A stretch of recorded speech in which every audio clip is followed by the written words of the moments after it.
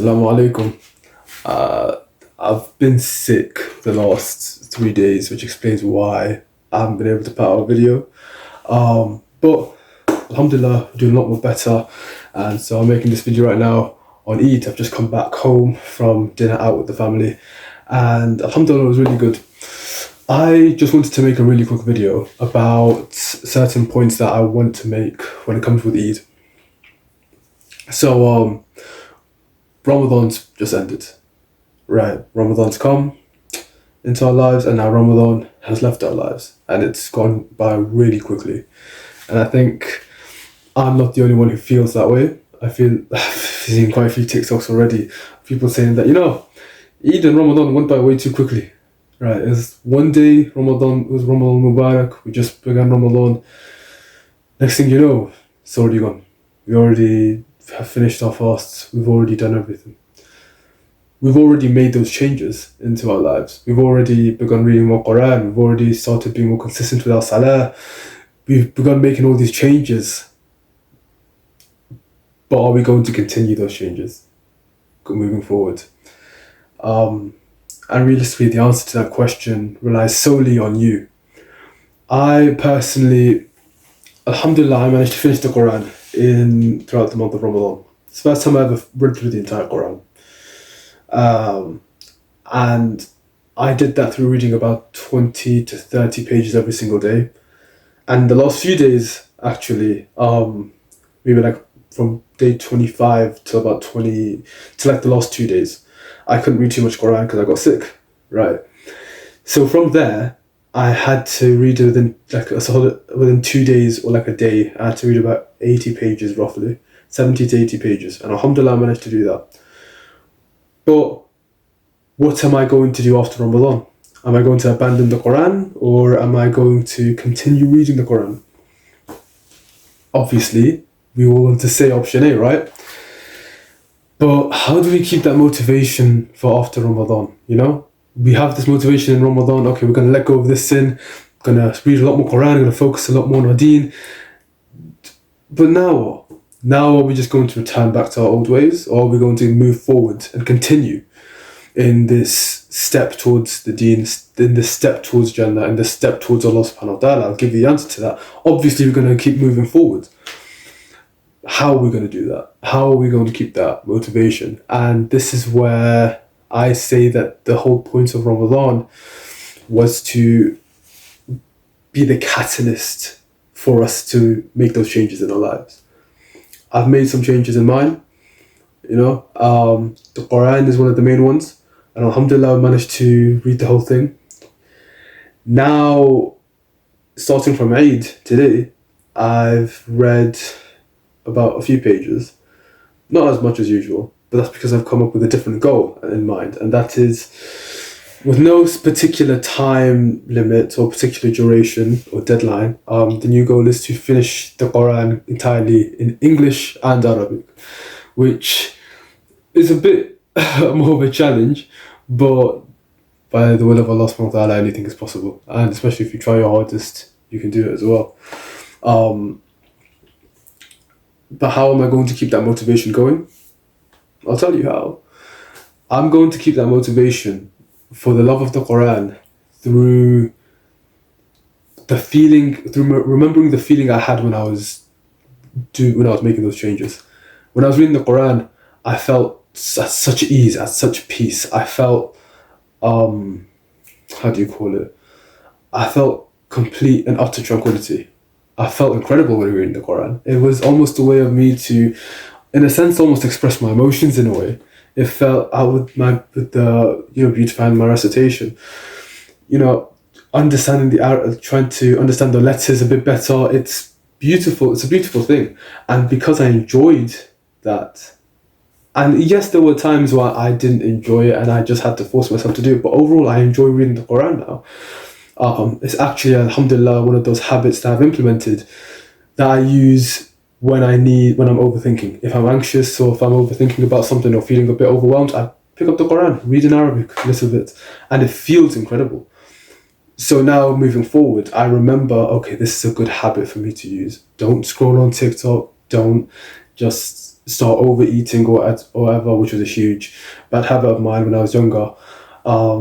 Before I started going to the gym, which if you need a video on that, please leave in the comments. I'll definitely make a video on dieting and gym if you don't need to, if you don't want to. Carrying on with the point I was on about, when it comes to reading the Quran, staying on track with it, my idea is to remember how much I enjoy doing it. And I think that goes with every single action. Because let's face it, when a lot of us made those changes when it came to becoming more on deen over Ramadan, we enjoyed a lot of those changes, didn't we? We enjoyed waking up for tahajjud. We enjoyed going to the masjid for tarawih. Yeah, at times it seemed a bit long, at times it seemed a bit of a drag. But at the end of the day, there was always at least one point where we all felt peace, where we all enjoyed making those new habits. And so my thought process is, why would I not want to try and keep those habits in my life?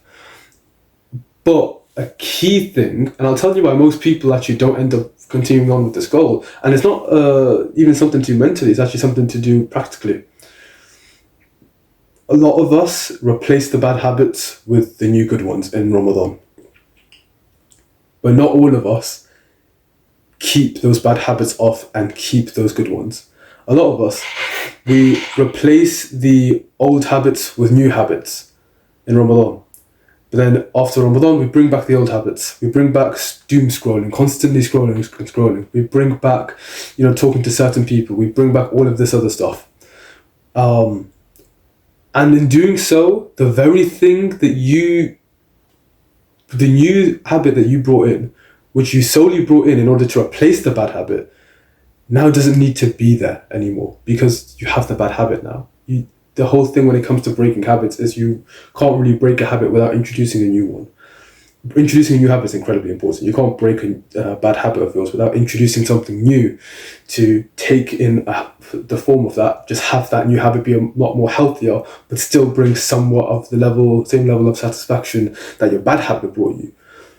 But now, a lot of us bring back the bad habits, so we don't feel the need to have to keep the new ones. This is why I tell you, if you're thinking of going back to doing that certain sin, if you're thinking of going back to, your old ways and forgetting the Quran, forgetting your Salah, even for a little bit because you have a certain pride or arrogance, or because you think of yourself in a certain way, or because, or for whatever reason, even if you think, because, I don't know, I didn't change enough in Ramadan. I know that's a very common thing some people think. I didn't change enough during Ramadan, so maybe I can't be saved, maybe I can't change, so forget keeping these new habits. I didn't change as much as I wanted to, I'm going to keep the bad habits. I know how that's like, and that's a terrible way to think, because you're limiting yourself and you're almost in a way going against the Quran. Allah subhanahu wa ta'ala, in His infinite rahmah, His infinite mercy, there's a verse in the Quran, it's actually one of my favorite verses, actually. Let me try and find. Okay, so I found the quote. It goes, it's chapter 39, I think it was, verse 53. And it's a longer verse, so I'll just read the end of that verse. Inna Allaha yaghfiru dhunuban jami'a. Indeed, Allah forgives all sins.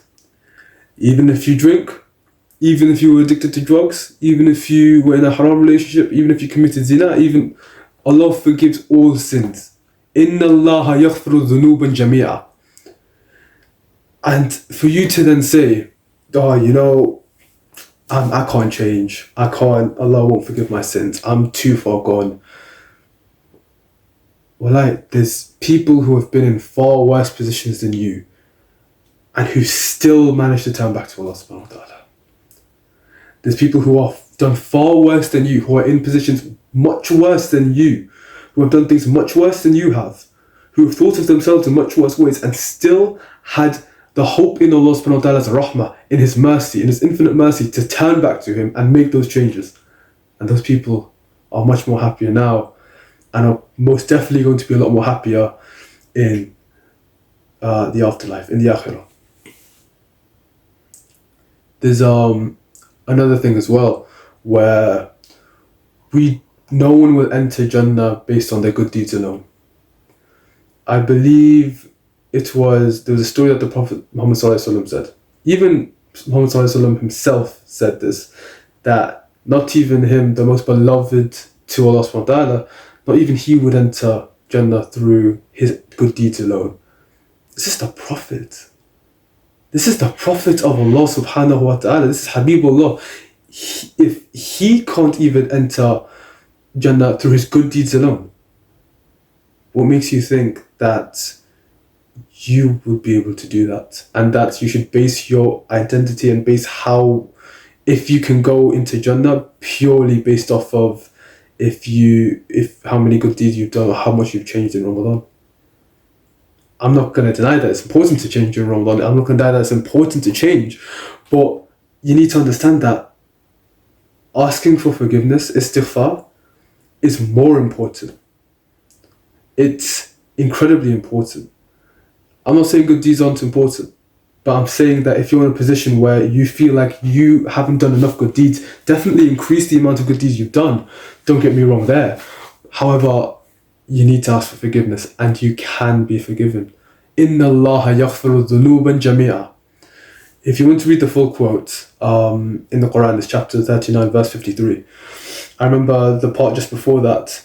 It says, "Do not despair in the mercy of Allah. Indeed, Allah forgives all sins." It doesn't matter what sins you've committed, Allah can forgive you. And Allah will forgive you if you turn back to Allah. Ut ilallah. Ut ilallah. Come back to Allah. Turn back to Him. And He will forgive you. And that is the first step that I think we should all take. No matter how good you think you've been during Ramadan, I think I've made a lot of progress over Ramadan, alhamdulillah. But it's still important for me to not become arrogant and to think, I've done my good deeds, I'm good, alhamdulillah.